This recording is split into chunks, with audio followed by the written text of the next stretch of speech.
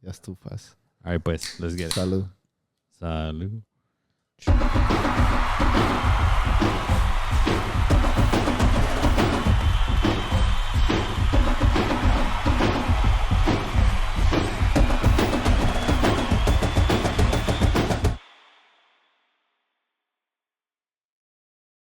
¿Qué onda, mi Cesar? ¿Cómo andamos? Pásame el Omar? charger, because this shit is dead as hell. Dale. ¿Cómo estás? Bien. Nomás aquí trabajando. Tú sabes, la cosa cotidiana. Chilling. You're looking up licuachelas right now. Licuachelas. Que puse la comida del garrote. I was listening on my way here. Y que esas se oyen en Tepito. En Iztapalapa, en Tepito, in the hoods in Mexico with the licuachela. I'm going to put y'all on if you don't know. A licuachela is the latest rage in Mexico, in la Ciudad de Mexico. I'm sure there's more now because I'm probably behind. You know, I mean, sí, when it gets to here, ya como que andas un poquito tarde, ¿no? Once it gets to the U.S. But licuachelas was the latest rage. It's just a michelada, a drink, but they put it in a shitty plastic blender-looking cup. Because, I don't know, they just cada mercadito is coming up with their thing y luego algo pega, no? Yeah. And then si pega, then you're that spot that has that. Yeah. And that's business. It's viral marketing. It's genius, right? Es lo que pueden. So that's what it is. It's even come out like La Rosa de Guadalupe. Oh, shit. Like, they'll make jokes about it. I remember there was one, there were these blue drinks, and it even came out on La Rosa de Guadalupe because they were like, you know how it's all about the worst things that could possibly happen? It was like these kids would skip school to go drink these azulinos. Damn. And then it'd be like 10 kids, like obviously like 10 years old, but ordering these drinks at a bar in like a backyard of somebody's house. Vodka-based concoction loaded with sugar, energy drinks, and sparkling water and food coloring. Azulinos. Yeah. And so that food coloring's about to be illegal here in the U.S., so it's crazy that they're still doing that there. But las licuachelas, folks, if y'all haven't, I think they make them here like at the Pulga. Dude. I'm sure they make them. Oh, I saw them in, shout out to them at El Rinconcito, Don Chentes. Oh, shit. You know that restaurant? What? No. It's in Hollister. In Hollister. It's right next to the new McDonald's is going out of Hollister. Yeah. I went and it reminded me because on the menu they have hype drinks así, licuachelas, and these like 3 other ones that are kind of wild. And I was like, yo, maybe we should come here more often. And their food is pretty good. The food is good. Yeah, we've gone, I feel like in the last like 2 years, we've gone a handful of times with the family, mainly. And it's like, you know, you take out a Mexican mother, she's like, yo puedo hacer esto en la casa. No, for real. Pero el cosito pega. Yeah, pero pues para que no tengas que hacerlo, mamá. Pues es lo que le digo. We went there this weekend for Mother's Day. That's my favorite backup spot for like Country Rose, Buen Dia or Buenos Dias, whatever the hell that one's called in Hollister. But that you got to have a backup spot just in case it's too busy. You're like, hey, mamá, vámonos para acá. Nomás los locos saben, pues, los que han estado en Hollister. Yeah, nobody really knows. There was no wait. Oh, okay. It was medio llenito, but there was no wait. So I knew it was. I walked in and I was like, y'all real ones here. Yeah, that's all from old Hollister. Eh? You had a good Mother's Day? Un saludazo a todas las madres. Sí, en serio, saludazo, felicidades. Nosotros nos la pasamos, era la confirmación de mi hermana. Una de mis hermanas. So we had a bunch of mamas come out, mainly su madrina de bautizo, madrina de confirmación.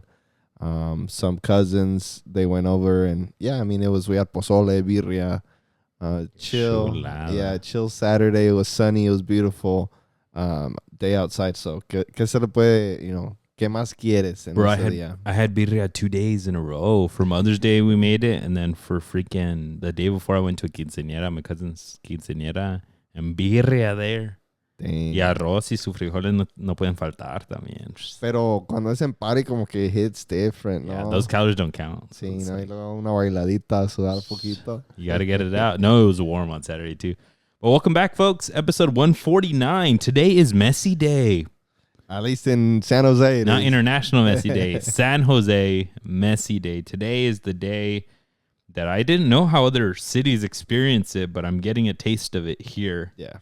Lionel Messi coming to the Bay Area to play against San Jose. So many rumors. He's not going to play because they're in CONCACAF Champions Cup. They're not there anymore. So many rumors. Oh, he's going to save himself. Why would he come and play in San Jose? They're booty. San Jose's mid-table, and Miami's like winless in the last 4. They need the points. So he's got to come, and he's going to be in that starting lineup, and he's going to be trying his little heart out against our pobrecitos de aquí de San Jose, our mighty, mighty San Jose. Sí, which are doing good. They're not doing too bad in our tailgate. They won. So, a ver si nos dan una sorpresa. Ni te acuerdas, güey. Dicen, pues, alguien me dijo que... Como que tengo videos all shaky and stuff. I'm just kidding. Pero, yeah, hopefully they win. We're going to watch it here. So you were telling me you hella like that vibe, ¿no? The Messi coming to town. No. So, a ver, dinos las verdades. La verdad es que cuando vino Messi con Argentina in 2016 for the centenario. For the Copa America, yeah. Me and one of my friends went out to where they were staying. And to the hotel. Trying to get a glimpse to their training center. Y después de esa vez dije, güey, ¿qué ando haciendo acá de pinche güey? He's just, to me, it felt like, you know, I'm worshiping this dude kind of thing. And I'm like, yeah, he's good. He's the GOAT. And it was like prime Messi, you know, with Barcelona in 2016. That's a different thing. Yeah. Right now, ahorita anda su goodbye tour. So you're hating on the ones that are there right now. So, yeah, I just feel like if you're a true footy fan, like you would have been out with the Quakes anyways and kind of been here for a while saying, not just because Messi's out here, now you're also out there. Yeah. But there's a bunch of true footy fans that just don't fuck with MLS. Yeah. Or they just don't like the Quakes. So there's going to be a bunch of Messi jerseys out there tonight. There's going to be a bunch of neutrals. Yeah. Right? That there's going to be people hate watching. There'll be Ronaldo fans out there that like hate Messi his entire career, but it's a huge opportunity for the Bay Area. Yeah. But you were simping 10 years ago now. 10 years Damn, ago. almost 10 years ago. You were out there simping and te diste cuenta. You were like, God damn, bro. But it happens, right? Like sometimes you see like a famous person in public and then you're just, it's not, my personality is not to go crazy over anybody. Yeah. Right? If I can dap you up, hey, good job with what you do. Do you want to have a little conversation? Chill, right? But I'm not going to invade your space and take a picture. Like, yeah. I don't think I've ever really gone out somewhere where like Twitter said, estoy en acá. Right? Go see if you can spot him, yeah. But sometimes if they're there, pues se calienta uno, no? And you're just like, hey. Yeah. Una foto, ¿qué onda? Yeah. I don't know. Yeah. Messi-mania is here. Yeah, Messi-mania is here. A lot of videos online of people just out there, like in Santana Row. Dude, that shit's crazy. I thought that was crazy. I saw a couple of y'all in my stories that were out there. We won't name names. Shame on y'all that I bet you called out from work. And he would. Did you see the one where he came out on the balcony and people were just fucking? I mean, what else is he doing that for? He's just watching TV inside. Pues sí. ¿Qué más va a Just hacer? enjoying it, I guess. He's probably got a fat room. Like the biggest room. Yeah. No way. No, but yeah, folks, that's going to happen shortly. That's why we're rushing this. It's in about 45 minutes to start of the Quakes game. We're not going to have a result. But my prediction, Quakes will actually win. I think the Quakes are going to win. Do you think Miami will beat us? No. I think Quakes will win. Let's go. 2-1 le voy a poner. Chicho Arango leading the league in goals. Hey. Tied, but leading. Let's go. But we got a whole bunch of stuff, folks. We're bringing you back with some top news. Now that leagues are starting to wrap up, empieza el drama. ¿Quién va para dónde? ¿Quién pasó acá? What's Los up? transfers. Coaches moving around. All of that stuff. We got Premier League drama still happening. We got a big game this weekend. We'll talk about it.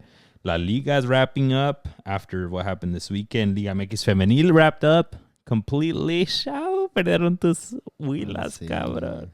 And then we got Liga MX in quarterfinals. So we got a good couple weeks of that. We still got, semifinals are starting today. So we got like a good 2 weeks. 3 weeks. 3 weeks, yeah. Semifinals. So let's enjoy it while we can. Let's get it. So top news. Probably the biggest thing that was making it as far as like tabloids go, United. Ruben Amorim. United just can't stop making noise. So United makes it to Europa League final against Tottenham shit. And unfortunately, somebody has to win. So we either get United fans happy or we get Tottenham fans for the first time ever happy, which I think I don't want that. I don't want that. But everyone knows when your team makes it a championship in any sport, usually you fly out the family, la prima, the homie, the little kid. You bring them all along with you, right? And you pay for their stay. Apparently, United ownership does not want to pay for that. Sir Jim Ratcliffe has declined to pay after Ruben Amorim had already announced that they were going to take a lot of family members, and he offers to pay for 30 total staff members, right? Yeah, I think the family members are mostly from the players are in charge of their family members. They pay for them. Right? I think this one was more of like the staff members, like el utilero, el que... they have to be people that are on the pitch, right? Because like utilero, like at practice, not at the game, right? Because those have to be there. Yeah, they have to be like there. Like the kit guy, pero ball boy. Yeah, los que trabajan pues in the day-to-day probably business, el de las canchas, the training grounds, the if they have a team museum, which United does, the lady at the front desk, something like that. That old lady, they remember that video? Yeah. Or like los chefs que tienen ellos en su training ground. Like they should be there. Toda esa gente que are in the operations of the club back home.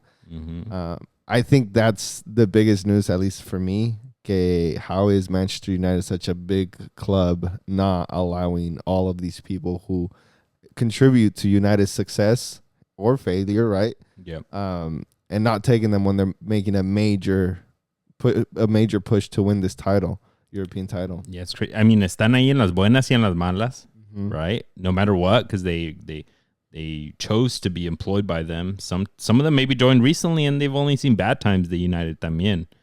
So I don't really see it. Like, it doesn't even come out from player budgets. The way that budgets work is they're allocated for things, right? So it's not like they're like, oh, we can't cut the grass this week because I have to sign the next striker that I want, right? No, they have budget for training grounds, which has its own tax and everything. And then they have the players stuff, right? Yeah. So, like, ¿qué chingados tanto te duele? Y lo más aparte, like, making it to the final, yeah, is a big lump sum of money. Yeah, you get something. Y si la ganas todavía es mejor. Y me digas que Manchester United is such a big club, doesn't have the budget for the whole staff members to go out there. From a devil's advocate, I mean, from an ownership standpoint, it's like, where do you draw the line, right? Maybe. Trying to think of it. Like, okay, entonces a su hermana también, o qué chingado, al pinche, the guy that works the parking too, okay, everybody. But I think at a certain point, Mr. Jim Ratcliffe, you can say yes to a lot of things. Yeah. Y no te duele. O pregúntale a Tottenham cómo le están haciendo ellos. Because they're taking everybody. Bro, it's never going to happen again. So they're like, hey, everybody. Todos, vámonos, súbanse al barco. los que caben in the bus. Porque para que nos toque otra vez va a durar. It's going to be a while. No, for sure. But yeah, somebody has to win, unfortunately, in that. But Sir Jim. I wanna add something more. I saw online que Sir Alex Ferguson decided to step down after a conversation with Sir Jim Ratcliffe. Que he was being the ambassador of like algo de United. Because he was getting a paycheck of $2 million a year. Sir Jim Ratcliffe was. No, Sir Alex Ferguson. Yeah. Okay. Y que le dijeron que, hey, we can't pay for your salary anymore. Damn. Y Alex Ferguson was like, all right, well, I'll step down. Damn. I'll do anything for this club. Bro. So. Some people be doing everything for the club, and other people won't even do the minimum. Yeah, it sounds like they're just doing budget cuts as por donde quiera. I'm sorry, but you're newish ownership, bro, and you're a sir. God damn. Take that title away until you stop that broke boy shit. Nah, that's not cool, man. Do some tax laundering shit or something. What else we got in top news? Real Madrid, which we'll talk about shortly, about their shortcomings in league everywhere else. Real Madrid is going a little bit wild here, and they're requesting Liverpool release TAA earlier than expected. It's supposed to be July 1st when everyone leaves their teams. We have the Club World Cup starting mid-June. Yeah, at some point in June. Yeah. And Real Madrid wants TAA to join Real Madrid beforehand so that he can get training in. He can join the team. He can be registered for the tournament. He can make his appearances. Basically start a preseason, right? You start a little getting ready with the team. Apparently, they're ready to pay. I think I saw $500,000 to $1 million for that early release. Oh, wow. Just a couple weeks. But I just thought it was a little bit out of pocket that it was just like, hey, apúrenle, give us our guy. Yeah, but I mean, to be fair, I'm a Barcelona fan y todavía de esto de Real Madrid, I get. You want to get your full squad que va a ir al Club World Cup, first one of this magnitude, 32 teams, y tráiganselo ya, lo quiero ahorita ya, y para que se acople, para que agarre práctica, agarre ritmo con nosotros. That's why you have your current squad, and I'm sorry that you're struggling in all tournaments. But like the other thing is también con qué cara TAA you just dipped out on your boyhood club and you didn't give them any money back at all. That's the biggest thing the fans are upset about. He got booed this past week coming on as a sub. Yeah. Because I mean, not that he's leaving, but la forma. Yes, he put out a video saying like he loves the club, videos of when he was young playing there. But the dude milked the contract and the conversations, stalled the conversations, never renewed.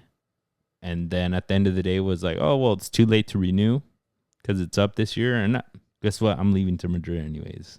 Yeah. When we all heard the rumors that conversations were starting. Yeah. It's kind of wild. Yeah, the way he did it wasn't, I guess, ideal as a Liverpool fan. But at the same time, like I understand his position, giving himself the best shot to go to a big, quote-unquote, big club. Is Liverpool not big? It is, but maybe he wants a different change of pace. Maybe he wants a different challenge. I feel like if they would have won it under Klopp right before, maybe he'd be more keen to staying. Yeah. But unfortunately, they won it the last season when he'd already almost probably behind closed doors burnt those bridges. Like, hey, I'm already going to dip. And they're like, well, we have a chance in league. And he's like, yeah, whatever. And then they won it. It's just a shitty situation in general. Pero, I mean, unos ganan, unos pierden. Perdió el Liverpool fans. ¿Qué se le puede hacer? Easy, así es la cosa. All right, let's move it on to some Chivas news. Super quick. 21-year-old left back Mateo Chavez officially at Aceta Alkmaar now. Beautiful video donde le dan su bendición, su madre, su hermana, probably a girlfriend in there somewhere or something. Qué chulada. Qué chulada. Yéndote a los 21 años. Similar situation. I don't know the situation with him if he milked his contract and was like, I'm out. No, he gave back to his club. They got $2 million and a sell-on.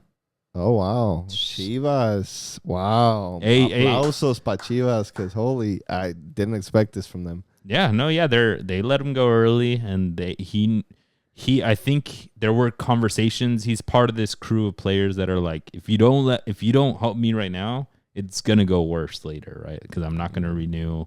Like, I want to get back to you guys, so help me out right now. And it helps that his dad's ex-Chivas, really amazing player, Tilon Chavez, who probably knows the ways of player agency and stuff. But I've been seeing people on Twitter saying que we could never stop calling Chivas Grande when in their worst moments they're exporting the best Mexican youth to Europe. I'll give you that.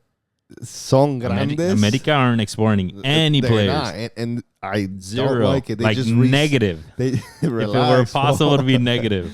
They just re-signed Israel Reyes. To try to transfer him, but he's not canterano. No. And he's not young anymore. He's not young anymore. They don't have a single young player getting any minutes that would be like a young transfer. The youngest one is like 21. Who? I forgot his name, but yeah. Ramirez, the forward guy? The kind of short dude? No, I think this guy plays like Dagoberto. I think it is Dagoberto. They brought him he was from America. He went to Cercle Bruges, did nothing and came back. Yeah, but this from Chivas is applaudable. Muy bien. Dejen irlos a la Hormiga next. Dejen ir al otro, el Chaparrón. Hot take. I would like Hormiga to go to León, just like JJ did. ¿León a qué? Huh? Well, this was my thought before they got out of the Club World Cup. But like to a team like León would be cool to get heavy minutes, even if it's just Liga MX. Get heavy minutes, become their goleador, come back to Chivas, and ball out. No, go to Europe. They have too many strikers right now. He's not going to go to Europe yet. He hasn't put up more than 3 goals in the season. He's like 21. Oh, yeah. Yeah, and he needs... we also need to like understand players need to go to Europe because they deserve it too. If you're not scoring the goals, you're gonna go like JJ Macias and come right back. You're gonna go like Esteban Lozano from America. Yeah. Scored 0 goals, come right back. Yeah. Stefano Carrillo has to put on at Feyenoord or else he's gonna come right back. Yeah. I forgot about him. He was on the bench he was on the bench today. Oh. But on the same Chivas note, Dominic Torrent was apparently confirmed today morning. Y luego se despertó y como que he was like, ¿Saben qué? Mejor no. he was like, what was I thinking last night? ¿Estaba borracho? No, the ex-coach of San Luis was rumored to multiple teams in Liga MX, a hot commodity, ex-Manchester City assistant coach of Pep Guardiola. He has a Champions League under his belt. And apparently he had signed with Chivas yesterday, woke up today, and they had a discussion before the signing and didn't agree to certain terms. And the rumor now is that it's because Monterrey offered him more money. Wow. Would you look at that? And that Monterrey offered him more money. And I don't know if he went asking Chivas to match it, but they had a disagreement and they parted amicably. Wow. Yeah, I mean, sucks for your Chivas, pero el dinero habla. Money talks. That I don't know why. It gave me a little sabor amargo in my mouth. I was like, bro, like, you probably had a really good discussion yesterday. And then come on. Like, is it that much more money? And like, más que tu palabra. And like, but at the same time, Chivas needs a coach that's like all about the institution and stuff, right? Like, none of these like Gago Anselmi fools that will just dip on you. Yeah. So if he does go for that, I would honestly say like, oh, pues ni modo. If he would have gotten more money somewhere else after a year, he'd probably dip out on Chivas. Yeah, yeah. And the way I see it is Chivas is a very toxic environment. Ay, como chingas. No, es que el Chivas y el América, pero Chivas más, donde la presión es inmensa, donde todo everything's recorded, everything is looked under a microscope. You go to Monterrey, you have a coach who's there right now? De Michelis, who does shitty for like 2-3 seasons with a starred squad.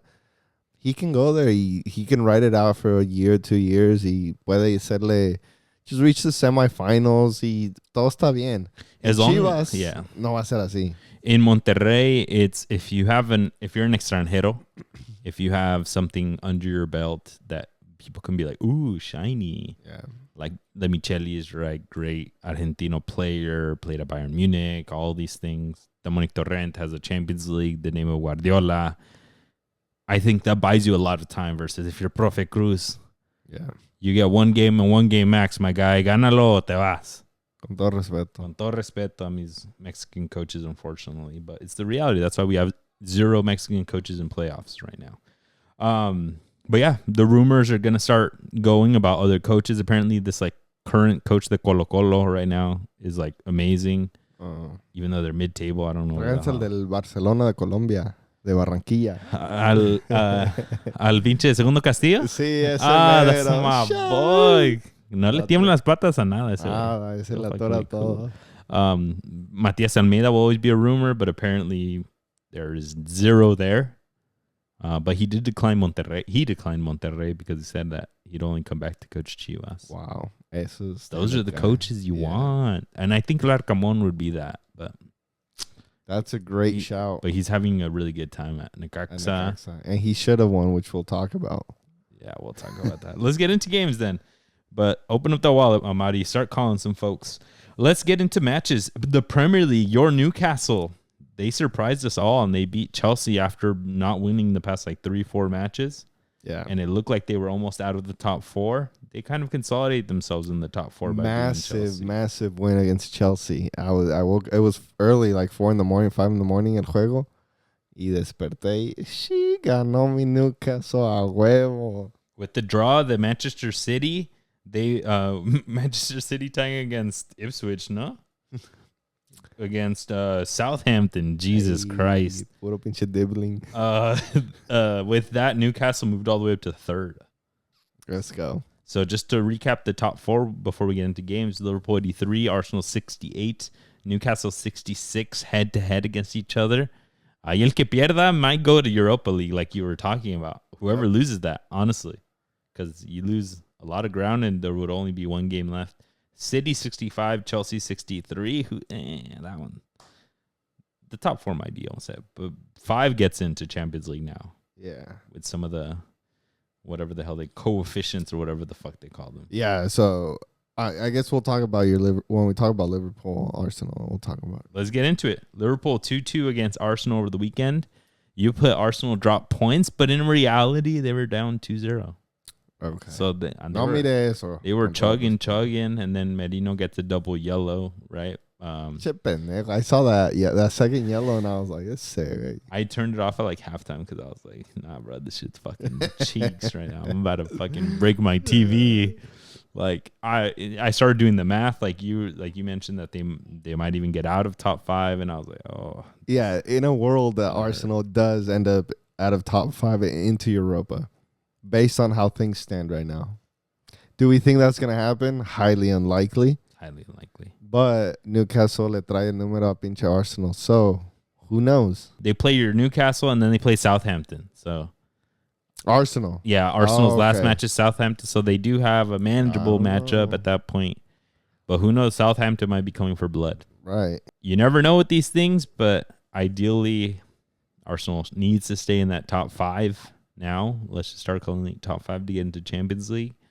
But yeah, this 1 point against Liverpool wasn't great. They should have gotten hung over Liverpool and smacked their asses. Yeah. Was Mo Salah even there? Yeah, he played. Oh, porque lo miraron en Dubai. Oh, bro. No, yeah. People were making fun of him for his fits on Twitter. He's looking a little saucy. Yeah, he is. Déjenlo, bro, that's how I dress at the pool too. Come on. I'm going straight to the pool. Déjame en paz. Sí, güey. I'm dead. Nottingham Forest tied against Leicester City 2-2, dropping points. That's probably the most disappointing. City's was probably bad, but this is terrible. Yeah, this one's worse in my opinion también porque, I mean, Nottingham Forest was third like 2 weeks ago. Fighting for second for most of the whole league, and now they're 7th, risking really risking not making any tournament. Yeah, Europa or conference. That's how bad it's looking. So bad that the owner, ¿cómo se llama el güey? Sepa la madre. But he's got an iPhone 8, no? He had a home button. Sí, Evangelos Pavladis or something. Marinakis. Probably Greek or something? Yeah, definitely Greek. Came down from wherever he was sitting in uno de los palcos, one of the suites, and just started. Probably a big chair. Yeah. Yeah. And started yelling. Buffet. Yeah, that's what I was gonna say. I just didn't want to say it with a lot of food. And yelled at Nuno Espirito Santo, and it just didn't look good. Looked terrible. Yeah, he came down, had an iPhone 8 in hand with sandals, I think, with an audio jack, headphones in. Looked really weird. Looked like he was coming out of 2012. Yeah, and he had like flip flops or something, no? Yeah. And the reason why he came down was because towards the end of the match, with about 10 minutes left, Awoniyi goes. Yeah, he goes for a ball, trying to get a little tap in, but it was really physical. Ends up falling, and you know that typical play where you just slide straight into the post, hits his stomach, so much so that we know now he had to go under an induced coma for abdomen surgery. Wow. It was that bad. Wow. But what happened was he gets up, he's with the training staff, and Nuno is looking at them like thumbs up or down. Is he good? I have one sub left. I'm about to do it for him. And then they give the thumbs up. So they keep walking, and Nuno makes a sub for somebody else. Oh, wow. And they start coming around the corner. They wrap around the corner, coming back to the midfield. And then the dude's like, no, I can't. Like, shit's hurting. I thought it was his knee or something that hit, but it was the stomach, his abs. And then the coaching dude was like, no. And Nuno's like, I already made the sub, pendejos. What are you guys doing? Yeah. What's going on? So then they put him out, I see. Wow. He's just standing, like he's walking around.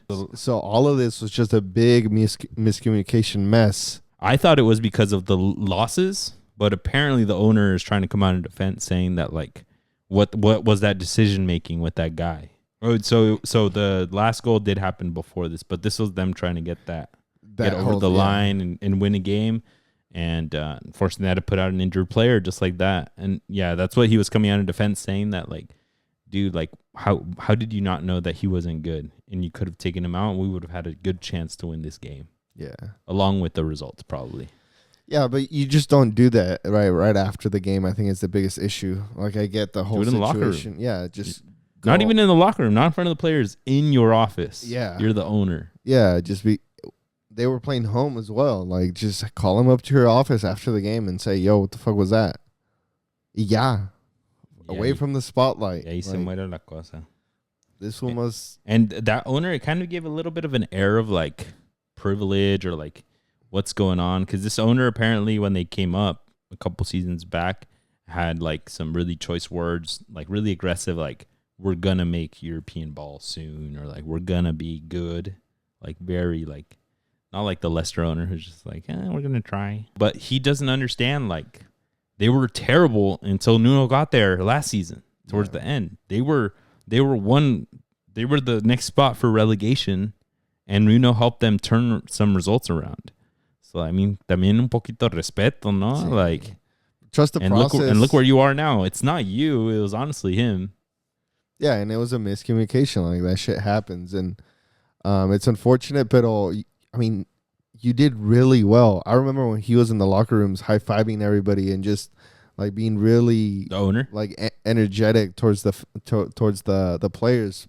Like halfway through the season, they're doing really well, and now him doing that is like discourages. I don't know if it discourages Nuno. I don't know what's gonna happen, or like players themselves. It'd probably piss off some players. So. I mean, excited to see Nottingham Forest next season, even if they don't make Europa, which will be unfortunate because I feel like they deserve it. But I mean, as football, I hope he keeps him there. I hope that he brings new players in to help this team and get him to Champions League next season. Yeah. They have West Ham and they have Chelsea, so they have a good opportunity to get some good 6 points there, at least 4. Come on, I want to see some new faces in European competitions. Let's bring it to LaLiga, which is almost a closed out competition now, statistically speaking. Real Madrid had a chance to cut the lead down to Barcelona significantly, make it very nice and favorable for themselves to try to get into first place with very few matches left. I think there's 2 games left after today, and Barcelona hasn't even played yet. Yeah.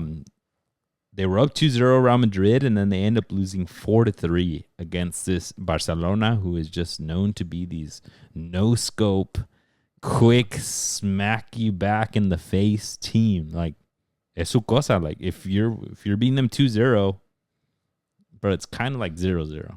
Yeah, it's como is what they're giving. Agárrate que ahora va la mía type of vibe. And it's crazy because teams aren't finding ways. I mean, it's been 2 great teams, but like they're not finding ways to like stop them. Yeah, they're just steamrolling at you.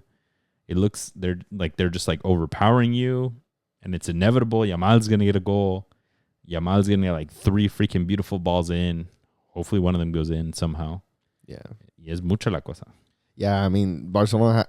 The first 20 minutes wasn't looking too great, but like you said, they just turn it on somehow. Y es como que cuando llega uno, llegan 2-3 juntos. Y if you didn't build up a sizable lead against them, they're gonna beat you. Mbappe with the hat trick, another impressive performance in a loss. Like we've seen out of him a lot. Como que no le ayudan muchos, ¿no? Nadie. I mean, Vinny. There's videos of Vinny trying to do it himself, and Mbappe in a better position. Y no se la da. And it's like this Real Madrid team can be a lot better if those front 3 can figure it out. Yeah, Rodrigo's out with an injury. I think like a pretty big injury. Rumored to go to Arsenal. Pues que se recupere first. Si no, like half off, por favor. Porfisky. But like Arda Güler was like invisible. I didn't even know he was in the game until they did a close up on him. Like on accident, he passed the close up, and I was like, "Hey, wait! Oh shit! What did you get there?" But like Jude Bellingham is just getting exposed right now. A lot of people are saying that he's like, what do they call him? Like I forgot somebody mentioned that he was like the biggest, like the best not good soccer player or something along those lines. I think that's like, wild. That he's just so good. He's all hustle. He is like, he's very talented, but he's a lot of hustle. But sometimes you just see certain skills just don't work, and you need it to work for in these scenarios. Sometimes hustle doesn't do that for you when you're playing against the freaking mighty three in the middle, the Barcelona, Pedri, De Jong, and whoever else. Yeah. Sometimes it gets you exposed a little bit. Yeah. He when last year when he got there, he took the league by storm. He took a lot of people, but I feel like now it's just too much for him to handle by himself in the midfield. Y si no se la pasan entre Vinny, Mbappe, it's just he'll get overlooked and it just won't click. I also don't love him in this like more attacking position.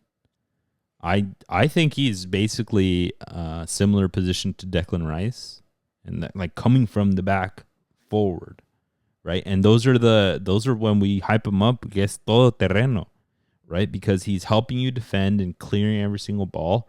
And then in that 120th minute, he's the guy that has the legs to push all the way up and is right outside of the 6-yard box to tap one in the perfect spot.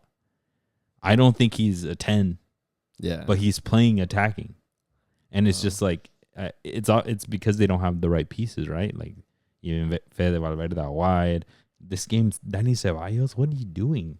You got a 3.5 on football. What are you even playing him for? God damn, that's embarrassing. Yeah, this whole team, I mean, even Valverde, we're used to seeing Valverde get a shot away, like get a good pass, a good run, get some goals. But I mean, even him, for such a good player, we hardly even saw him this match. And it's really unfortunate porque, I mean, good for Barcelona. But, I mean, if you're a Real Madrid fan, you must be really frustrated. Y no por ponérsela a Modric, but, like, Modric is, like, past his prime. Like, you need better midfielders, better defenders to help you out porque just like this is not going to be enough next season. Yeah, I think a lot of reality is really set in very quickly after last season for Real Madrid. Last season was way too easy. And then you get to the beginning of this season and you're like, well, Modric, we're on borrowed time. He's killing it still. Yeah, Toni Kroos, you could leave. We're fine. Everything's good. We're so happy. And then all of a sudden you get a couple key injuries. Camavinga, Tchouaméni aren't just not figuring out the right position. You're putting them everywhere. They just have so many players that are good everywhere. And not good at one position. They're not figuring out where to put. They can't put them in the right place because my guy, este acá no sirve. So you're just plugging and playing. That's what I'm saying. I think if Real Madrid got somebody like, who are they rumored to get that's more attacking, like a Florian Wirtz, Jude Bellingham, bajate poquito. Guess what? Toni Kroos. We'll forget about you because it's you and Fede Valverde. Cook. You mean Modric? No, because everyone's saying right now that there's no replacement for Kroos right now, right? But when Modric leaves, you're gonna have two players you have to. So, but in all honesty, I think a strong mid would be Bellingham and Fede. Mm-hmm. A more actual attacking center attacking mid in front. I can see that, porque los dos son todo terreno. You know que los acompañe, like you're saying. Yeah, I can. That's why I get it. Bellingham scores a lot, and he does a lot, but put him in the position where he does everything. Yeah. The heck? Like we saw that Pedri play, right? In the last, not this match, the last one where he just didn't hustle back. Yeah. Yes, put him in the position where he's going to stop Pedri on the way out, not the one that loses the ball to Pedri and then doesn't run back. Yeah. I don't know. But Barcelona killing it. Barcelona loving it right now. Hat-trick de assist de Ferran.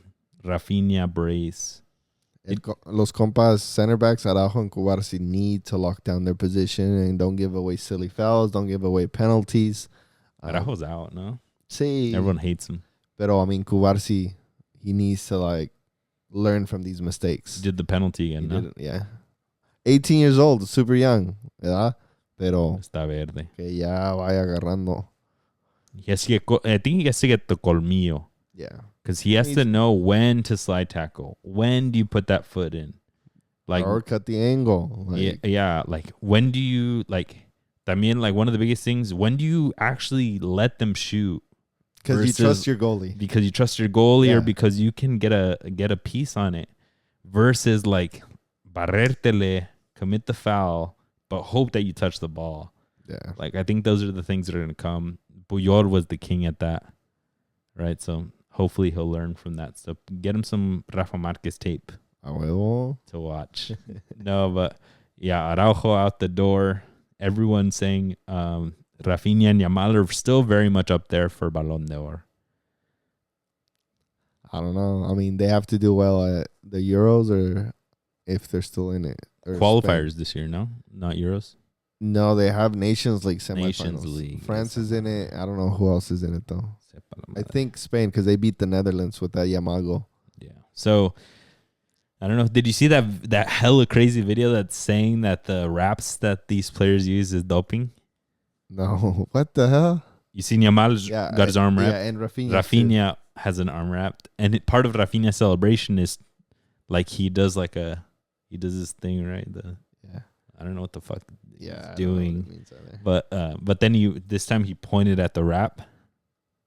And then supposedly Yamal, before he scored the goal, the goal that he scored, he took off the wrap, and then like the next play, le llegó el balón, boom, first touch was his goal, right? Oh, okay. And people there's like this like conspiracy theorist like community that's pushing it, that apparently this one dude who used to work for Barcelona, I forgot who he was, or I don't know who he was, that supposedly it's a form of doping. I don't know, that you take this thing off. I don't know if you smell something. No, I don't know. It's crazy. These communities are crazy. Just haters, bro. You can't just help that Lamine Yamal is 17 years old. And he's cooking. Balling out. Best player in the world. A huevo. At the moment, I think I would feel comfortable saying at the moment, best player in the world doesn't mean that you win Ballon d'Or because of that. Yeah. It's the whole year thing, right? But se va a poner bueno la cosa, mi gente.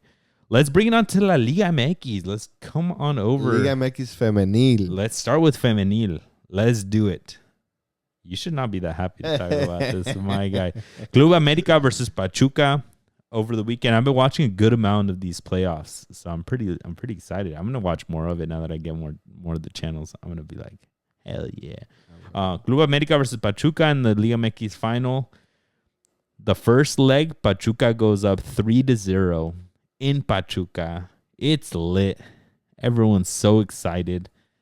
Pachuca has a lot of the ex goats de la Liga MX Femenil on their team. Charlene Corral. And then they have Kenty Robles. Kenty Robles went on to play at Real Madrid, Atletico Madrid. Like a baller of a player, but they're a little bit past their prime. But they're still killing it. Charlene Corral led the league in goals this year.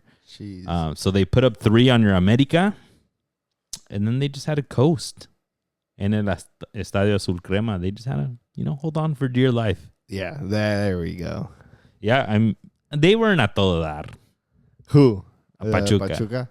Bueno, pues. But big kudos to America. They turned it on. America is a super strong team on the women's side, but I'm glad they did not get the win here. Ya casi. Yeah, they lost 2-0. I mean, they won 2-0 at home, pero no les alcanzó. Ended up losing 3-2 in a global, pero, I mean, I saw the last half or the second half, y no hay nada que reprocharles a la América. I do feel like they got a bit, se precipitaban. They wanted just to make the play happen without actually finding the spaces or being calm enough to just find each other. But I mean, getting 2 in, 1 away from the tie for extra time or PKs, I mean, what else can you ask for them? Yeah, whatever they were doing was working. Scarlett Cambero scored in the 54th minute. Our homegirl from the Bay, from that played at Bay FC, a golazo. And it looked like they had enough time for one more. That would have been the tying one. And then Daniela Flores from Pachuca gets a red card for almost ripping the shorts off of homegirl de la America. And after that, I was like, oh, it's over. Like, they're going to score one more. But like you mentioned, like, I think what the coach should have done has been like, you guys, let's stay with the same game plan. Poco a poco. ahorita nos viene el gol. But yeah, they were a little bit too precipitadas, like you mentioned. Y no llegó el gol, because sometimes you get a little bit too hung up on it, right? Yeah. Sometimes you need to relax. Let's go tiki-taka, let the pieces fall where they may. Yeah. But yeah, they couldn't get that goal in. They had a really gnarly last play que casi entró. The keeper let it go. Pachuca's keeper is the selección goalkeeper. She's good. She's hella good, aggressive, voladora. She big. Yeah, and I hate when she would get the ball and se tiraba. Ay, no, doctor. She learned. She knows what to do. She was good, but she dropped a couple towards the end that made it interesting. Yeah. But no, yeah, she had it under control. But big shout outs to Pachuca women. First title for them. Yeah, it would have been America's third. And first for Charlene Corral, Liga MX, and Kenty Robles. Yeah. So big shout out to them. I saw a picture of them back in 2008 or 9. Morritas and stuff. Donde tenían la camisa, donde tenían las rayas blancas aquí, todo de verdes. And I was de la selección. Yeah. I was like, damn, throwback. But shout out to them, echándole gas hasta todo. They're the catalysts of Mexican footy, man. Back then, I remember a lot of people starting to like Mexican footy at that point. We're like, oh shit, we have a women's team. Let's go. Yeah. Right? Pero también it was a baby. Estaba formándose and they were the ones there. So huge shout out to them. And crazy that Charlene is still leading the league in goals by a lot too. Yeah. She scored 30 something goals. Sheesh. Arriba las mujeres, cabrones. And abajo tu América. So let's get right into it for Liga MX quarterfinals. Porque ya va a empezar el partido. Your América, they finally beat Pachuca. And Pachuca ganó su casa, los cabrones. Oh. Sheesh. 2-0? Yeah. 2-0. Dos goles de Cendejas. Yeah, 0-0 in Pachuca, which looked good for them. But I no les vi nada, idea ni nada Pachuca. They just looked like they were holding on. And then sí, in el Azul Crema, Cendejas, your boy with 2 goals, who was supporting his girlfriend at the Liga MX Femenil final. Yeah, Cendejas, I mean, ever since he came back from injury, has been lights out for us. Easily best player of America. Easily. The most dangerous, the more influential. I mean, the U.S. men's national team needs to call him up right now that he's hot. I would say hot take, he's the best player the U.S. has overall. The center mids that we've talked about, the Tyler Adams, the Yunus Musas, they're not playing. Yunus Musas erased from AC Milan. Pulisic is so hot and cold right now. I get it that he's playing at America and at Liga MX, but dude, the quality that he has, the talent that he's playing with, it's levels above everyone at Liga MX. He should be in Europe. And I honestly think he's way better than everybody that the U.S. has and easily getting snubbed. Damn. Facilita. Yeah, I mean, in terms of quality, I totally agree with you. He's really, really good right now. And he deserves a call-up 1,000%. De eso de que sea the best player, I see we got to take a look at Pulisic. We got to take a look at Sargent. We got to take a look at Apple Booty. I mean, I can't think of another one who's doing really Timothy Weah is in a slump right now at Juventus. Weston McKennie, tampoco. Yeah. I'm just not seeing it. I don't know, you can be on to something. A ver si te oye Pochettino. Yeah, he's got to be there for the World Cup for sure, but it's very soon for a call-up. But yeah, your America moves on from that. We're going to get a Clásico Joven against Cruz Azul because they beat León pretty easily. Your America was the only team that didn't get scored on but at all that round, right? 0-0, 2-0. Yeah. But Cruz Azul was the only team that won both matches. Wow. Yeah, Cruz Azul. You're Cruz Azul, eh? Kinda. Beat León pretty easily. Yeah. Did you see that León goal? That goalkeeper, como salió? Blanco, right? The snatches it out of the air and then so beautiful. One of the best. I've only seen Ederson probably do it. Allison do it. I do it all the time. Emi Martinez sometimes does it. Unos pinches, unas bolas así. Close to the ground y que le llega al mero pie. He got player of the match. They probably weighed that very well. No, you know what's hilarious? When I saw that happen, I was like, Should we call him to la selección? Oílo nomás. That quality though, goddamn. Pues sí, pero... They put up they put up that goal on Twitter, and then somebody retweeted it or quoted it with Malagon's kick to El Búfalo last year in playoffs. Remember, he went up and he took it away from some fool, and then he beat the keeper. It was the most terrible kick I've seen from Malagon. He kicked it so bad, and it just like went. It was not beautiful by any means. And people were like, "What do you mean Malagon does this?" And I was like, "Dude, that's not the same as a freaking." Yeah. What a ball. That was beautiful. What a freaking ball. Pero no le sirvió de nada. No, Cruz Azul scored perdieron. 2. Yeah. And they get to move on, and we get another clásico. And we'll talk about who we... No what we manches, think about Alfonso them. Blanco's 37 years old, dude. I'm dead. He has the experience. He has the mileage on him. Toluca versus Monterrey was another big one. Toluca ended up winning it all at home, 2-1, even though they got 2 red cards. One of them was Pollo Briseño on the bench. I forgot about him until I see him get that red card. Yo, he got some good minutes in season. Not this match. He got a red, obviously, on the bench. But yeah, Paulinho finally gets his first playoff goal. Yeah. They needed him to turn it on. Alexis Vega got a beautiful goal. Alexis Vega is so like he's cooking right now. Really well, cooking, hot. Que se venga a la América ya, y si no, que se vaya a Europa. You want him at América? Yeah, I'll take him. I mean, usually ex-Chivas players do really well at América. But Sendejas, we just talked about him.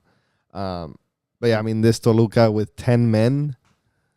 10 men since the 21st. Ganarle al Monterrey. No que sea gran cosa, pero Monterrey was supposed to be... On paper, it's gran cosa. On paper, yeah, exactly. On football. Pero en el Nemesio Díaz, I mean, Toluca is crazy. Sometimes. The past 2-3 seasons. I mean, I'm an America fan. So yeah, the past 2-3 seasons, they've slipped up. They got freaking Renato Paiva fired because of their performances there. That embarrassing smacking that they took with Nacho Ambriz, where they had to come back from a huge deficit against like León or somebody a couple seasons back, and he still got fired for it anyways. Where La Bombonera was going off. Like I remember that big playoff match.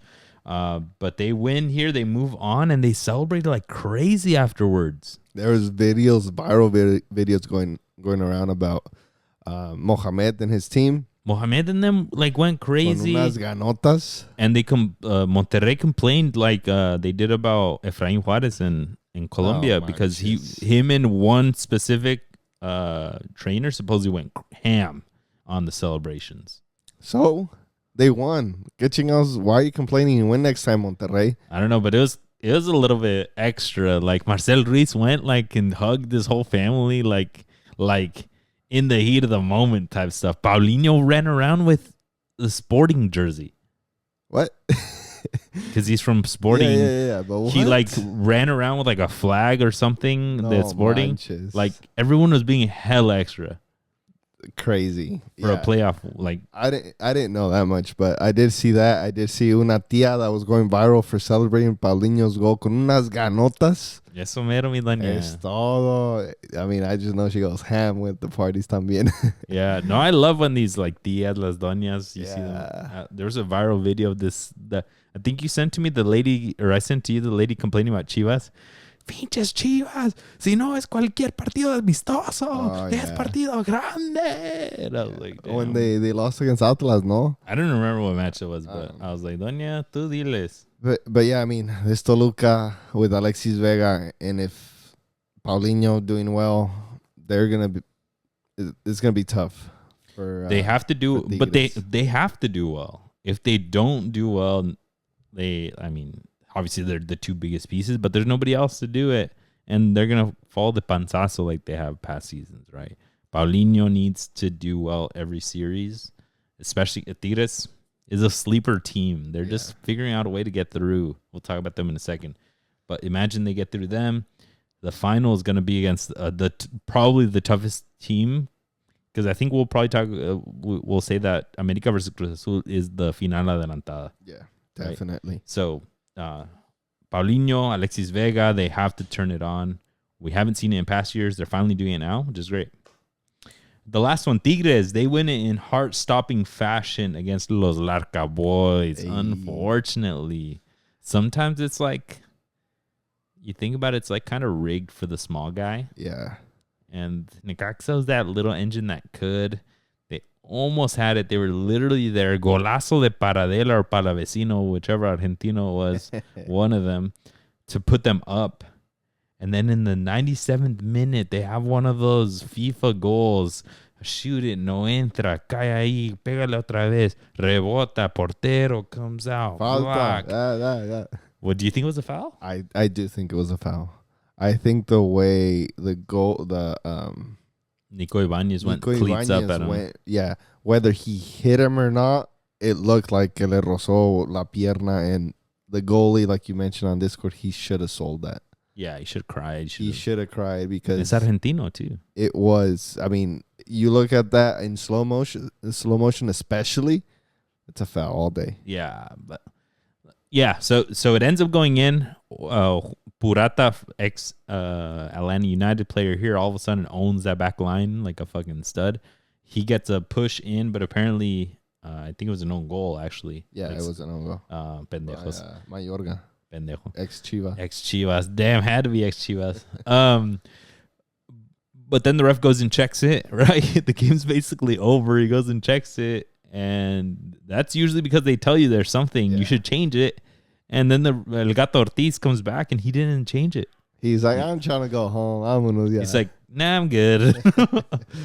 And he's like, I want to come out of here alive, out of the stadium. También. Like, bro, imagine that. Yeah. No, but in all honesty, playing devil's advocate, like I see the reason to not call it because everything is just so fast in the moment. And if they're playing you frame by frame, one of the things that I hate, which sometimes I catch myself doing, like when Arsenal would get snubbed with some of these, is like the frame by frame and you get a rozón, foul.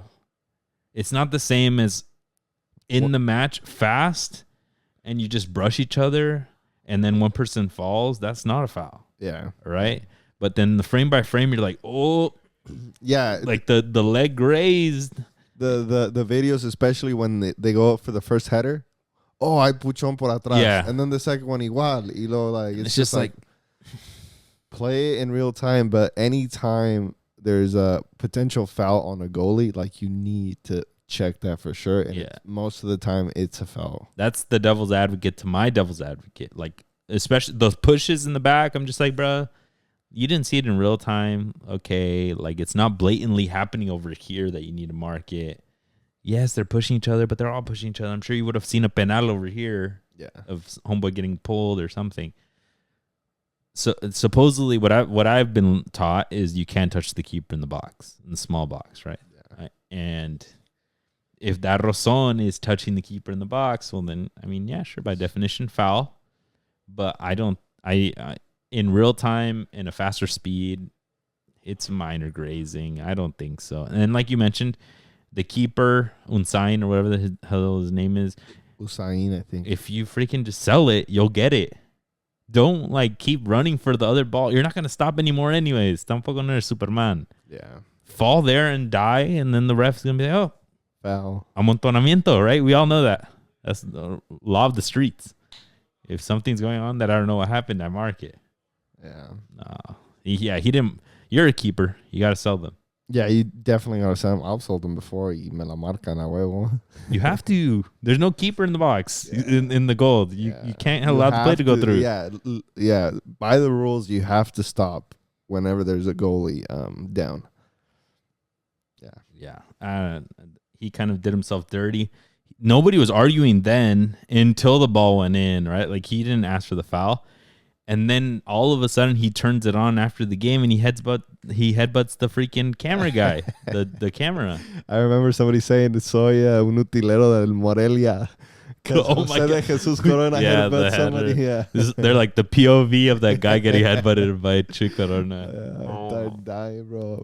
Liga MX heritage right there. Yeah, it's just a little bit extra, but you got to get heated, right? You want to move on, and you didn't make it because of that one play. But now we get your top four moving through. A huevo. I was off.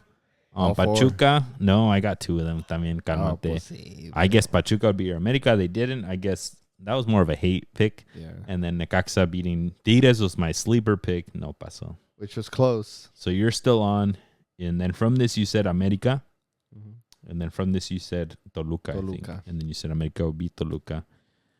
From this, America Cruz Azul. I think Cruz Azul's going to move on. Toluca Tigres. I think Toluca moves on. I think Cruz Azul still wins it all. Okay. Y ahí quedamos, mi gente. Huevo. Let's get it, Cesar. Let us know what you guys think, though. Yeah, let us know in the comments. On Discord. Hop on. Wherever. Who moves on? Let's move it on to games to watch. Cesar, let's go. Give me some. We're going to take it to the Premier League. We got Newcastle against Arsenal. Can Newcastle, up the tune, beat your Arsenal and jump to second place and make Arsenal a little nervous? Who knows? Maybe we'll see them in the Europa League. Maybe we won't. But it'd get real interesting. It'll get real fun the last match day. Ojalá que no. The last week in Bundesliga, only one team can save themselves from relegation out of the 3 at the bottom. It's Heidenheim. Heidenheim desde la cuna, cabrones. They are 3 points and 6 goals away from Hoffenheim, not to be confused with Heidenheim. If Heidenheim beats Werder Bremen, they'll be tied. But then what's going to help them out for those 6 goals is that Hoffenheim has to play Bayern Munich. And the last time that they played, Bayern Munich smacked them 5-0. So a 1-0 the Heidenheim, another 5-0 the Hoffenheim, and Hoffenheim drops. Jeez. Am I cooking right here? What's good, people? Y'all tell me. Let's get it. And then we're taking to La Liga. We got the Barcelona derby. We got Barcelona against Espanyol. We had that incident where Barcelona won La Liga season. 2 years ago. 2 seasons ago, yeah. Yeah, when all the fans, Barcelona was celebrating inside the pitch, Espanyol, all the fans jumped the fence and were trying to beat him up. I don't know. So we get a similar situation with Barcelona wins. They win La Liga.